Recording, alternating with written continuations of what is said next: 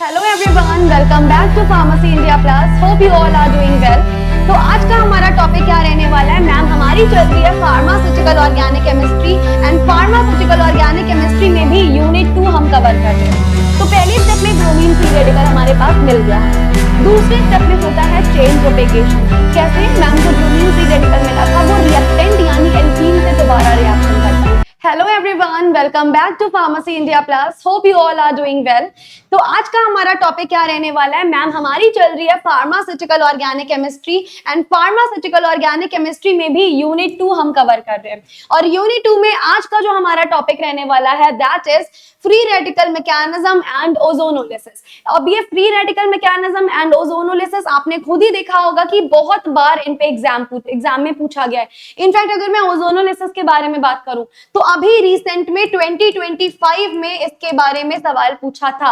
Ozonolysis अक्सर short notes में पूछा जाता है, तो हम ओजोनोलिसिस को बहुत अच्छे से समझेंगे कि ओजोनोलिसिस में कैसी रिएक्शंस होती हैं, क्या हमारे पास में प्रोडक्ट बनता है, और हमें समझना है फ्री रेडिकल मैकेनिज्म। अब पहले तो मैं तुम लोगों को ये चीज बता देना चाहती हूँ कि free radical mechanism anti Markovnikov के अकॉर्डिंग ही होती है, या समझो एंटी मार्कोनिकॉफ का ही एक बेसिकली पार्ट है फ्री रेडिकल मैकेनिज्म।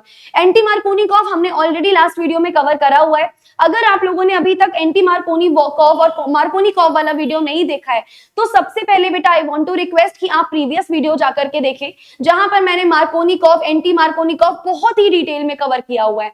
आज हम उसके आगे का पार्ट करेंगे जो which is related to anti Markovnikov. तो अगर वीडियो नहीं देखा है प्रीवियस वाला तो पहले बेटा जाकर के प्रीवियस वीडियोस देखिएगा, क्योंकि वहां से आपके सारे कॉन्सेप्ट्स क्लियर होंगे।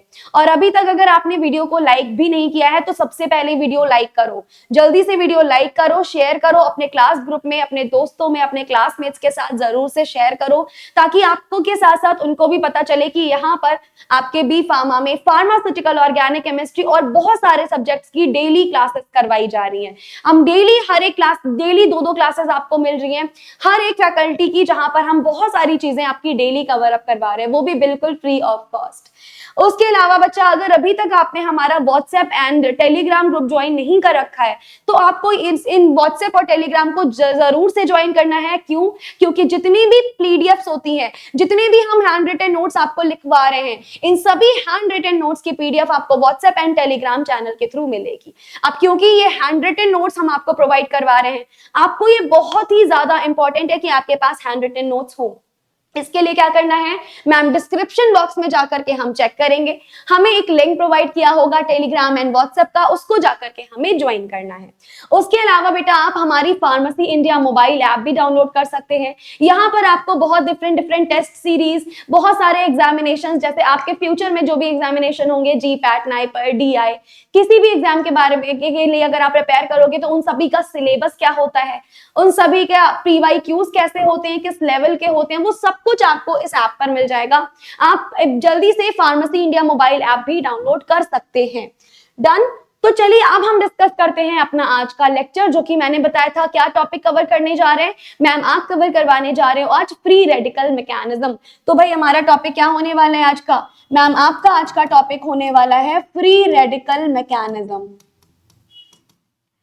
अब फ्री रेडिकल मैकेनिज्म किससे एसोसिएटेड है ma'am? Free radical mechanism associated है एंटी मार्कोनिकॉफ से। तो हम क्या लिखेंगे बेटा? हम लिख सकते हैं that it is associated with anti Markovnikov's rule, with anti Markovnikov's rule।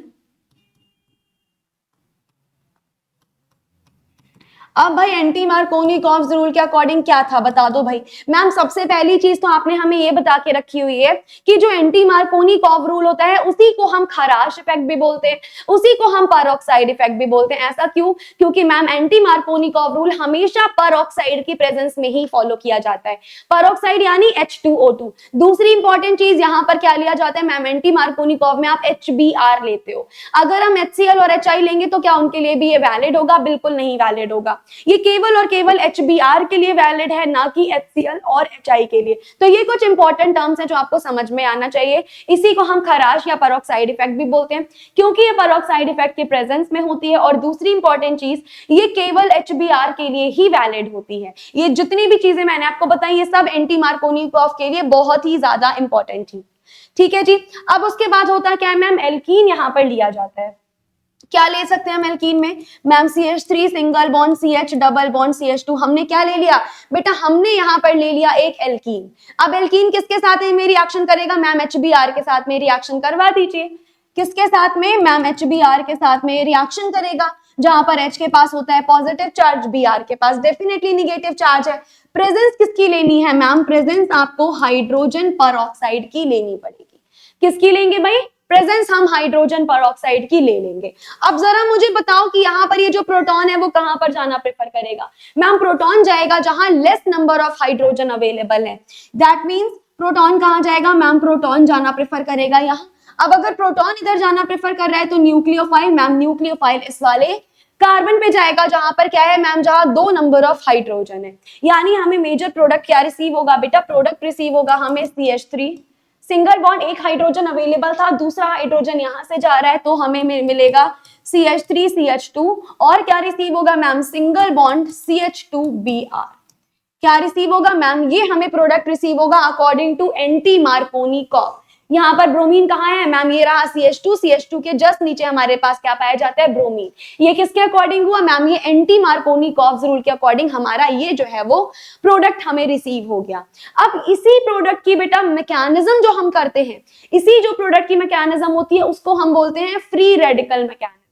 किससे एसोसिएटेड है मैम, एंटी मार्कोनिकॉफ से एसोसिएटेड है। तो बेटा हो सकता है अगर आपसे एंटी मार्कोनिकॉफ लॉन्ग में पूछा जाए और फ्री रेडिकल मैकेनिज्म भी पूछा जाए तो आप सब कुछ वहां पे मेंशन करोगे। आप मार्कोनी, एंटी मार्कोनी और ये मैकेनिज्म सारी चीजें मेंशन करके आना, क्योंकि ये एंटी के साथ ही एसोसिएटेड है ना। तो लॉन्ग में अगर आता है तो सारी चीजें लिख कर आओगे तभी मार्क्स मिलेंगे। अब अगर हम इसकी मैकेनिज्म के बारे में बात करेंगे तो क्या हो जाएगा, समझिएगा जो फ्री रेडिकल मैकेनिज्म है ये 3 स्टेप्स में कंप्लीट होती है। तो हम क्या लिखेंगे बेटा, हम लिखने वाले हैं इट इन्वॉल्व 3 स्टेप्स।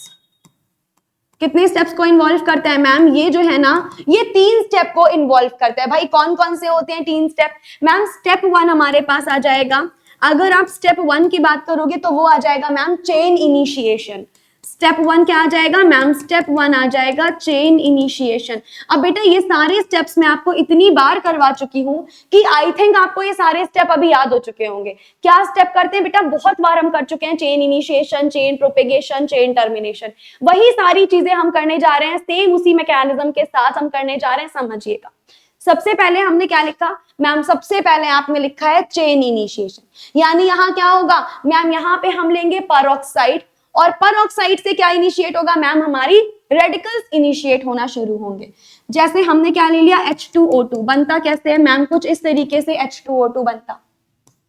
अब यहाँ पर क्या करा जाएगा मैम, जैसे ही आप चेन इनिशिएशन करोगे ये वाला बॉन्ड यहाँ पर क्लीव हो जाएगा। ये जो H2O2 का बेटा बॉन्ड था ये क्या हो जाएगा, सबसे पहली बात समझो जो H2O2 होता है वो नॉन पोलर होता है नेचर में, पोलर नहीं होता। पोलर नॉन पोलर की पहचान, जहां पे भी मैम इलेक्ट्रोनिगेटिविटी डिफरेंस आ रहा है, जहां पर डायपोल क्रिएट हो जा रहा है वो पोलर होता है, जहां पर ऐसा कुछ भी नहीं हो रहा वो होता है नॉन पोलर। तो जो हाइड्रोजन परऑक्साइड है बच्चा वो नॉन पोलर है। अब यहाँ हमने क्या किया मैम, ये ऑक्सीजन ऑक्सीजन का बॉन्ड जो था इस बॉन्ड की क्लीवेज करवा दी। अब जैसे ही हमने इस बॉन्ड की क्लीवेज कराई हमें क्या मिलेगा मैम, ये हीट की प्रेजेंस में हुआ। हमने जैसे ही इसकी क्लीवेज कराई हमें OH radical plus OH radical इनका फॉर्मेशन हुआ। यानी किसका फॉर्मेशन हुआ, हम बोल सकते हैं हमारे पास फ्री रेडिकल फॉर्मेशन। हम क्या बोलेंगे मैम, आप बोल सकते हो आपके पास फ्री रेडिकल फॉर्म्स हो गए हैं यहाँ पर। ठीक है जी, यहाँ पर क्या हो गया मैम, पहला जो स्टेप था दैट इज चेन इनिशिएशन। इस चेन इनिशिएशन में फ्री रेडिकल हमारे पास फॉर्म हो गए, समझ आ गया। अब हमारे पास एंटी मार्कोनी में HBr का यूज होता है। अब बेटा जो HBr है वो किसके साथ रिएक्शन करेगा मैम, वो इस फ्री रेडिकल के साथ रिएक्शन करेगा। ये है OH फ्री रेडिकल। अब तुम लोगों को पता होना चाहिए कि रेडिकल तभी रिएक्ट करता है किसी के साथ जब सामने भी हमें एक रेडिकल मिले। यानी ये रेडिकल कब रिएक्ट करेगा मैम, जब यहाँ पर भी एक हमें रेडिकल ऑब्जर्व होगा तभी रिएक्ट करेगा। डन। तो ये किसके साथ में रिएक्शन करेगा मैम, ये जो HBr का बॉन्ड है ये देखिए बेटा, जो HBr का बॉन्ड है ये ना ब्रेक हो जाएगा। जैसे ये वाला बॉन्ड ब्रेक होगा हमें एक हाइड्रोजन रेडिकल मिलेगा और हमें एक Br रेडिकल मिलेगा। अब ये जो हाइड्रोजन रेडिकल है वो इस OH रेडिकल के साथ में रिएक्शन करेगा। जैसे ही हाइड्रोजन रेडिकल इस OH रेडिकल के साथ में रिएक्शन करेगा हमें क्या रिसीव हो जाएगा मैम, आपको वाटर रिसीव हो जाएगा। और बचा क्या रह गया मैम, साथ में आपका ब्रोमीन फ्री रेडिकल बचा रह गया। क्या बचा रह गया मैम, जो ब्रोमीन फ्री रेडिकल है ना वो बचा रह गया हमारे पास। वापस समझो बेटा इस स्टेप में क्या हुआ। सबसे पहले इस स्टेप का नाम है चेन इनिशिएशन। इसमें सबसे पहले फ्री रेडिकल का फॉर्मेशन होता है। हमने लिया hydrogen peroxide, hydrogen peroxide heat के प्रेजेंस में क्लीव हो गया, बॉन्ड क्लीवेज हो गई, हमें हाइड्रोक्सिल रेडिकल्स का फॉर्मेशन हुआ, डन। और उसके बाद हमने HBr लिया था। इस HBr का जब हमने बॉन्ड ब्रेक किया तो H रेडिकल Br रेडिकल में टूट गया और हमारे पास था OH रेडिकल। यहाँ OH रेडिकल और H रेडिकल ने आपस में रिएक्शन करके बेटा वाटर बना लिया। और क्या अलग रह गया मैम, ये Br रेडिकल देखिए ना, ये अलग रह गया। यानी यहाँ पे किसका फॉर्मेशन हुआ मैम, स्टेप 1 में हमारे पास इस ब्रोमीन फ्री रेडिकल का जो है ना वो फॉर्मेशन हो गया। किसका फॉर्मेशन हुआ मैम, ब्रोमीन फ्री रेडिकल का फॉर्मेशन हुआ। चलो जी, अब अगला स्टेप क्या होगा मैम, चेन इनिशिएशन तो हो गया। अब जो हमारे पास स्टेप 2 होने वाला है वो होगा चेन प्रोपेगेशन। क्या स्टेप होगा मैम, स्टेप 2 होगा आपके पास में चेन प्रोपेगेशन। बहुत बढ़िया। अगला स्टेप क्या होगा मैम, अगला स्टेप होगा हमारे पास में चेन प्रोपेगेशन। अब बेटा यहाँ पर जितनी भी चीजें हैं आई थिंक ये सारी चीजें आपको प्रॉपर्ली दिख नहीं रही होंगी, लेकिन जब आप इनकी PDF डाउनलोड करोगे तो एकदम HD में सब कुछ मिलेगा आपको, तब आप इनको देख के प्रॉपर्ली अपने नोट्स बना सकते हो, डन। और PDF मिलेगी कहाँ पे, व्हाट्सएप या टेलीग्राम पे, उसको जरूर से डाउनलोड कर लेना और चैनल को ज्वाइन कर लीजिएगा, वहां पे PDF रिसीव हो जाएगी। तो अब हमारे पास अगला स्टेप क्या होगा मैम, अगला स्टेप है आपके पास में चेन प्रोपेगेशन। अब चेन प्रोपेगेशन में क्या होगा समझिए, now bromine free radical will react with the reactant. किसके साथ में रिएक्शन दिखाएगा मैम, ब्रोमीन फ्री रेडिकल जो है ना वो रिएक्टेंट के साथ में रिएक्शन दिखाएगा। अब कैसे रिएक्शन दिखाएगा भाई बता दीजिए हमें। बेटा समझो एक हमारे पास मिला है हमें ब्रोमीन फ्री रेडिकल, हमें क्या मिला मैम, हमें मिला ब्रोमीन फ्री रेडिकल। रिएक्टेंट क्या था बेटा, रिएक्टेंट था हमारे पास CH3 single bond CH double bond CH2। देखो यही तो था ना रिएक्टेंट, देखो यही तो था ना हमारे पास रिएक्टेंट। तो अब जो ब्रोमीन फ्री रेडिकल है वो क्या करेगा मैम, ब्रोमीन फ्री रेडिकल इस एल्कीन के साथ यानी इस रिएक्टेंट के साथ रिएक्शन करना शुरू करेगा। अब कैसे रिएक्शन करेगा, सबसे पहले तो मैम ये वाला बॉन्ड आपको ब्रेक करवाना पड़ेगा। सबसे पहले क्या करना पड़ेगा मैम, सबसे पहले ये वाला बॉन्ड ब्रेक करवाना पड़ेगा, जिसकी वजह से हमें क्या मिलेगा मैम, CH पे एक रेडिकल मिल जाएगा और हमें CH2 पे भी एक रेडिकल मिलेगा। समझिएगा, अगर हम इस बॉन्ड को ब्रेक कराते हैं तो क्या मिलेगा ma'am, CH3 single bond CH, ये सिंगल बॉन्ड तो एज इट इज रहेगा। जैसे ये वाला बॉन्ड ब्रेक हुआ बेटा एक रेडिकल यहां मिलेगा, एक रेडिकल हमें यहां मिलेगा। और हमें क्या दिया हुआ है, हमें दिया हुआ है Br रेडिकल। अब ये Br रेडिकल किसके साथ अटैच कर जाएगा, ये Br रेडिकल इस CH2 रेडिकल के साथ में मिलकर बॉन्ड बनाएगा।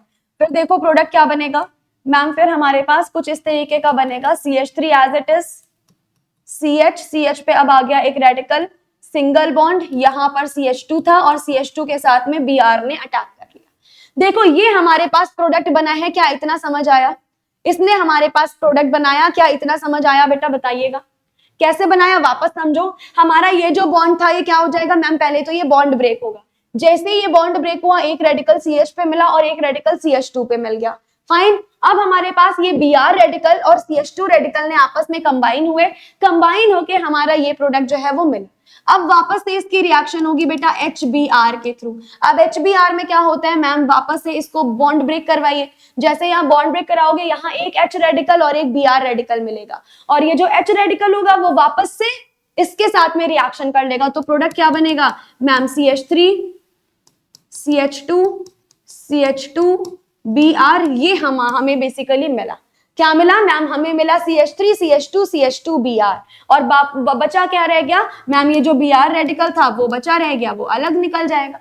ये हमें मिला प्रोपेगेशन में। एक बार फिर समझो क्या हुआ मैम, HBr से दोबारा रिएक्शन कराई जिससे हमें क्या मिला होगा मैम, आपको H रेडिकल और Br रेडिकल मिला। अब ये H रेडिकल और ये CH रेडिकल ने दोबारा रिएक्शन करा, जिससे ये CH2 बन गया और ये CH2Br एज इट इज था। यहां से बाहर क्या निकल गया मैम, अगेन आपका ब्रोमीन फ्री रेडिकल बाहर निकला है।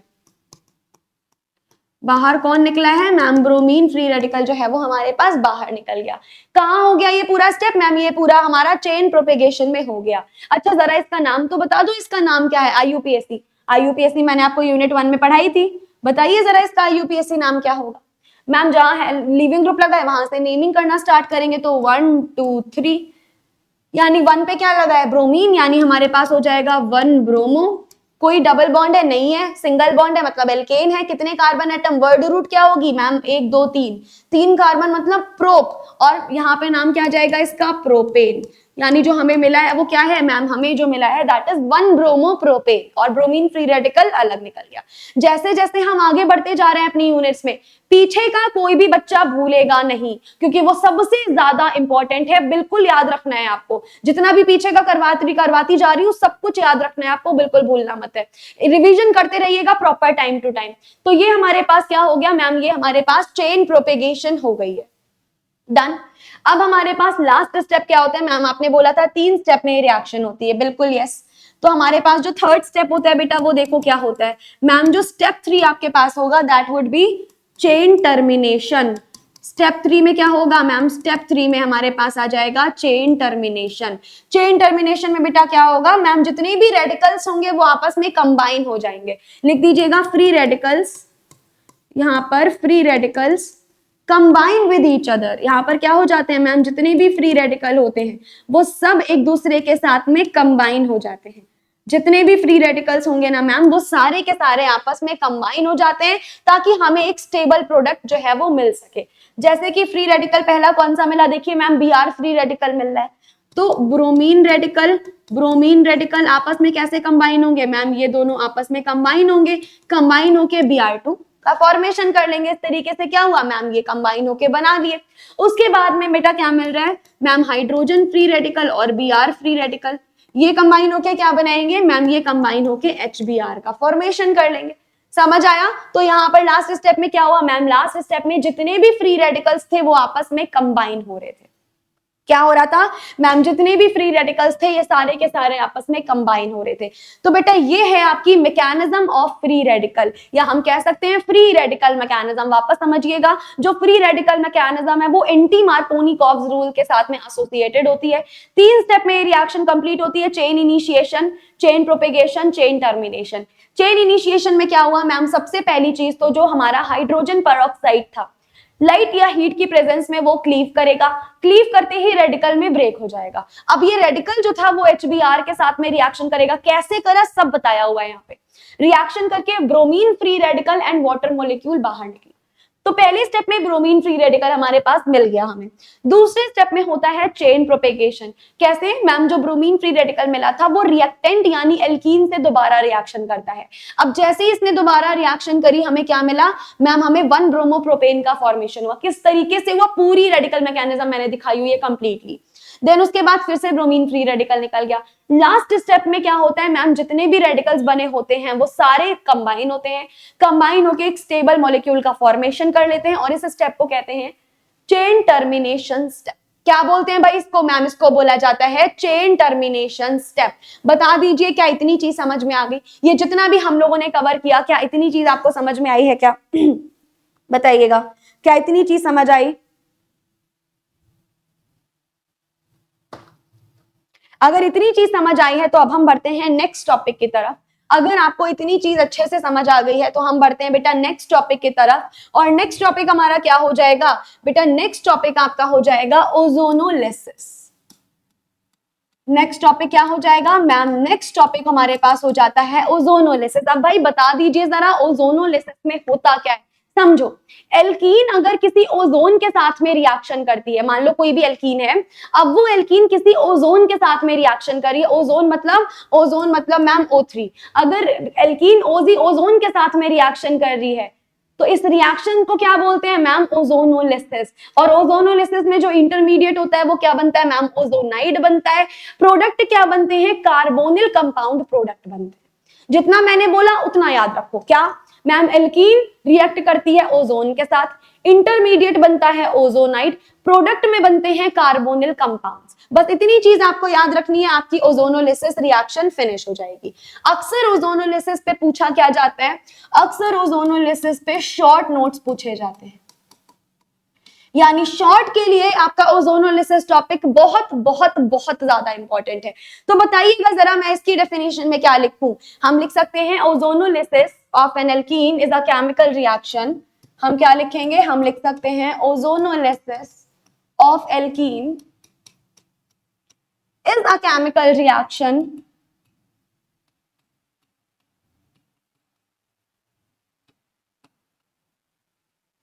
is a chemical reaction in which alkene reacts with ozone. क्या होता है भाई यहाँ पर? मैम यहाँ जो एल्कीन है वो रिएक्ट करती है ओजोन के साथ, एल्कीन रिएक्ट विद ओजोन, जिससे क्या मिलता है मैम? इसमें एल्कीन ने जो है वो ओजोन के साथ में रिएक्शन करा फॉर द फॉर्मेशन ऑफ या टू फॉर्म कार्बोनिल कंपाउंड्स। किसका फॉर्मेशन हो जाएगा मैम? यहाँ पे कार्बोनिल कंपाउंड्स का फॉर्मेशन हो जाता है।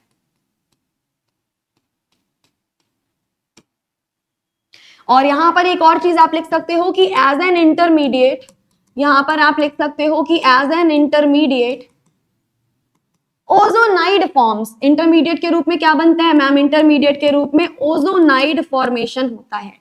यानी हम लिख सकते हैं एज एन इंटरमीडिएट क्या बन जाएगा मैम? यहाँ एज एन इंटरमीडिएट आपका ओजोनाइड का फॉर्मेशन बहुत ही इजिली किया जा सकता है। डन? समझ में आया ओजोनोलिसिस क्या होता है मैम? ओजोनोलिसिस में कोई भी एल्कीन होगी हमारे पास, एल्कीन किसके साथ में रिएक्शन करेगी मैम? ओजोन के साथ में रिएक्शन करेगी, और ओजोन के साथ में रिएक्शन करते ही क्या बनाएगी मैम? ओजोनाइड इंटरमीडिएट का यहाँ पर फॉर्मेशन हो जाएगा। क्या इतनी चीज बताओ बच्चा क्लियर है? यहां से यहां तक जितना हमने कवर करा क्या इतना क्लियर है? यहाँ पर होता क्या है मैम? यहाँ पर ओजोनोलिसिस इस तरीके से हो जाएगी। अब सवाल उठता है कि मैम इसकी जरा मैकेनिज्म हमें करवा दीजिए। सवाल क्या उठता है? सवाल आता है बेटा जरा हमें मैकेनिज्म करवा दीजिए मैम कि जो ओजोनोलिसिस होता है वो क्या मैकेनिज्म को फॉलो करता है। तो समझिएगा जो ओजोनोलिसिस की मैकेनिज्म है वो 2 स्टेप्स में इन्वॉल्व होती है। यानी हम लिख सकते हैं कि इट इन्वॉल्व्स 2 स्टेप्स। कितने स्टेप को इन्वॉल्व करती है मैम? 2 स्टेप में ये हमारी जो रिएक्शन है वो प्रोसीड होती है। बता दो भाई पहला स्टेप क्या होगा? जब भी हम ओजोनोलिसिस की मैकेनिज्म देखेंगे पहला स्टेप होगा हमारे पास इंटरमीडिएट का फॉर्मेशन। और इंटरमीडिएट कौन सा है? इंटरमीडिएट है ओजोनाइड। तो हमारे पास हो जाएगा फॉर्मेशन ऑफ ओजोनाइड, यानी इंटरमीडिएट फॉर्मेशन टेक्स प्लेस। सबसे पहले क्या हो जाएगा मैम? जो पहला स्टेप था वहां पे हमारा इंटरमीडिएट का फॉर्मेशन हो गया। अब यहां पर होगा क्या मैम? इथीन हम ले लेते हैं एज अ रिएक्टेंट। यहां पर लिख दीजिए ethene reacts with ozone, ethene reacts with ozone. Ozone का फॉर्मूला क्या होता है? O3 for the formation of ozonide intermediate, for the formation of ozonide intermediate। Done? इतनी चीज समझ आई? अब बस हमें इस चीज की रिएक्शन और लिख देनी है। इथीन मतलब क्या मैम? इथीन मतलब है 2 कार्बन जिसके आसपास क्या होंगे मैम? सारे के सारे हमारे हाइड्रोजन्स अवेलेबल होने वाले हैं। किसके साथ में रिएक्शन करेंगे मैम? ओजोन के साथ में यहाँ पर रिएक्शन होगी। क्या मिल जाएगा? देखो बच्चा क्या मिलना है हमें? यहाँ पर बीच में एक O मिलेगा। ये देखो ये CH2 है ना, ये देखो ये CH2 है ना, तो हमें मिल जाएगा यहाँ पर एक CH2। देखो यहाँ एक और CH2 है, दैट मीन्स हमें मिल जाएगा एक और CH2। इधर भी ओजोन इधर भी ऑक्सीजन, कुछ इस तरीके से। ये एक 5 मेंबर की हमें रिंग मिलती है और इस 5 मेंबर की रिंग को बेटा बोलते हैं ओजोनाइड।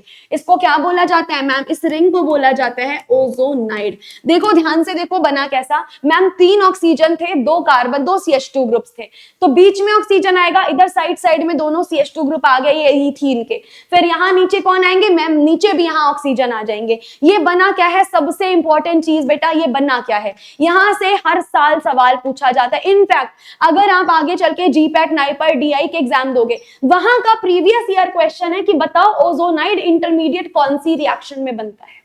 वहां का PYQ पूछा है कि ओजोनाइड इंटरमीडिएट किस रिएक्शन में बनता है। बस इतना सरल सा आंसर है, आपको बताना है ओजोनाइड इंटरमीडिएट ओजोनोलिसिस में बनता है। यहां से जीपैट तक में सवाल पूछा है, सोचो। इतना ज्यादा इंपॉर्टेंट है ये चीज, है ना। तो जितना हो सके अभी से अपना फाउंडेशन क्लियर करो।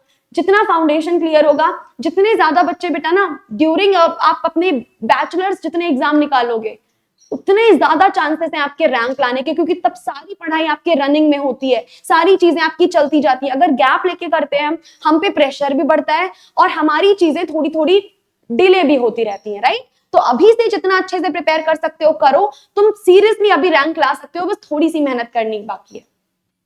तो हमारे पास पहले स्टेप में क्या बन गया मैम, पहले स्टेप में आपके पास में ओजोनाइड इंटरमीडिएट का फॉर्मेशन हो गया, बढ़िया। अब अगला स्टेप क्या होता है मैम, जो अब हमारा अगला स्टेप होगा यानी जो स्टेप 2 होता है, दैट इज रिडक्शन। अब हम स्टेप 2 यानी अपने फाइनल स्टेप की बात करेंगे। तो भैया फाइनल स्टेप में क्या होगा मैम, फाइनल स्टेप में हमारे पास आता है रिडक्शन। अब भैया रिडक्शन क्या होता है समझिए, किसी भी चीज को रिड्यूस करने का मतलब होता है उसमें हाइड्रोजन ऐड कर देना। यानी आपका जो ओजोनाइड है वो क्या हो जाएगा, अब ये जो ओजोनाइड है बेटा वो 2 कार्बोनिल कंपाउंड में रिड्यूस होना प्रेफर करेगा। यानी अभी क्या हो जाएगा, अब आप लिख सकते हो now ozonide will reduce, now ozonide will reduce for the formation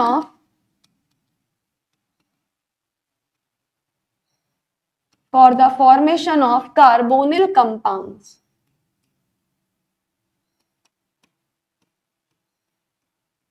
क्या इतनी चीजें समझ आई। अब हमारे पास क्या होगा मैम, अब ओजोनाइड रिड्यूस हो जाएगा। भाई ओजोनाइड था क्या, पहले बना लेते हैं। ये बीच में एक ऑक्सीजन था, इधर CH2 था, इधर भी CH2 था, फिर से हमारे पास क्या था मैम, फिर से ऑक्सीजन। ये क्या था मैम, ये ओजोनाइड था। हमें इसको रिड्यूस करना है, किसके थ्रू रिड्यूस कर सकते हो मैम, जिंक HCl के थ्रू रिड्यूस कर सकते हैं। यहाँ पर हमने जिंक एलिमेंट ले लिया, साथ में हम वाटर भी ले लेते हैं। जिंक एलिमेंट के थ्रू हम क्या कर सकते हैं मैम, रिड्यूस कर सकते हैं। मान लो बहुत पतली सी अगर मैं बीच में एक प्लेन ऑफ सिमेट्री ड्रॉ करती हूँ, तो यहाँ पर क्या होगा बेटा, ये वाला जो बॉन्ड है वो यहाँ मूव कर जाएगा, ये वाला बॉन्ड जो है वो यहाँ मूव कर जाएगा। और जैसे ही दोनों बॉन्ड यहाँ मूव करें हमारे पास क्या हो जाएगा, और ये समझिए O और Zn का एक कंपाउंड बन जाएगा। ये वाला जो O है और ये वाला जो Zn है, इनका एक कंपाउंड बन जाएगा। कौन सा कंपाउंड मैम, जिंक ऑक्साइड। इनका कंपाउंड बन गया कौन सा मैम, जिंक ऑक्साइड। तो ये वाला O तो बचा नहीं, ये वाला बॉन्ड यहाँ पे मूव करा। जैसे ये वाला बॉन्ड मूव करा, देखो प्रोडक्ट क्या बनेगा मैम, प्रोडक्ट बनेगा ये वाला। एक और प्रोडक्ट क्या बनेगा मैम, कार्बन, जो कि 2 हाइड्रोजन से अटैच है, साथ में डबल बॉन्ड O। तो क्या मिल गया मैम, हमें ये कार्बोनिल कंपाउंड्स मिले एज अ प्रोडक्ट। क्या मिला हमें मैम, ये कार्बोनिल कंपाउंड्स मिले एज अ प्रोडक्ट। अब मुझे जरा बताओ, ये जो कार्बोनिल कंपाउंड मिला है HCHO, इनका नाम क्या है। ये जो हमें कार्बोनिल कंपाउंड मिले हैं HCHO, इनका नाम क्या है मैम, ये जो HCHO होते हैं इनका नाम है फॉर्मेल्डिहाइड। क्या नाम होता है इनका मैम, इनका नाम होता है फॉर्मेल्डिहाइड। यानी कि हमें क्या मिल गया मैम, हमें एल्डिहाइडिक ग्रुप मिले जिसमें केवल एक कार्बन है, that is why this is formaldehyde. समझ आई ओजोनोलिसिस रिएक्शन कैसी हुई, एक बार वापस से समझ लीजिए बेटा। ओजोनोलिसिस में क्या हुआ ma'am, ozonolysis of alkene basically एक ऐसी केमिकल रिएक्शन है जहां एल्कीन ओजोन के साथ में रिएक्शन करती है, इंटरमीडिएट ओजोनाइड बनाती है और बाद में कार्बोनिल कंपाउंड्स में ब्रेक हो जाती है। तो सबसे पहले क्या होगा मैम, सबसे पहले ओजोनाइड बनेगा। पहले स्टेप में हमने एल्कीन ली, ओजोन के साथ रिएक्शन कराई, ओजोनाइड इंटरमीडिएट बना। फिर वो जो ओजोनाइड इंटरमीडिएट था वो रिडक्शन होगा, उसका रिडक्शन होगा। हमने मेटल ले लिया जिंक, जिंक ऑक्साइड अलग मिल गया हमें, और क्या मिला मैम, ये जो बॉन्ड था ये ब्रेक हो गया, हमें कार्बोनिल कंपाउंड्स मिले जिनके नाम क्या है, फॉर्मेल्डिहाइड। सिर्फ ये याद रखो कि कार्बोनिल कंपाउंड मिलेगा, बाकी कौन सा कार्बोनिल कंपाउंड मिलेगा ये किस पे डिपेंड करता है बेटा, ये डिपेंड करता है कि यहाँ कौन से ग्रुप्स लगे हुए हैं। यहाँ केवल हाइड्रोजन हाइड्रोजन लगे थे तो हमें उसके हिसाब से फॉर्मेल्डिहाइड मिल गया। बस इतना याद रखना है कि कार्बोनिल कंपाउंड मिलने वाला है। कार्बोनिल मतलब C डबल बॉन्ड का बॉन्ड जहां होगा ही होगा। डन।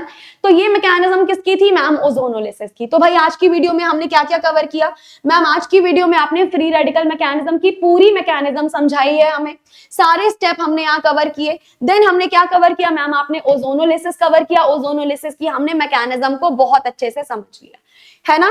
उसके बाद में आपके लिए एक इंपॉर्टेंट अनाउंसमेंट बेटा आज की ये भी होने वाली है कि जैसा कि मैंने अभी आपको बोला कि ड्यूरिंग योर बैचलर्स आप जितना अच्छे से प्रिपेयर कर सकते हो उतना गैप लेने के बाद नहीं हो पाती ये चीजें।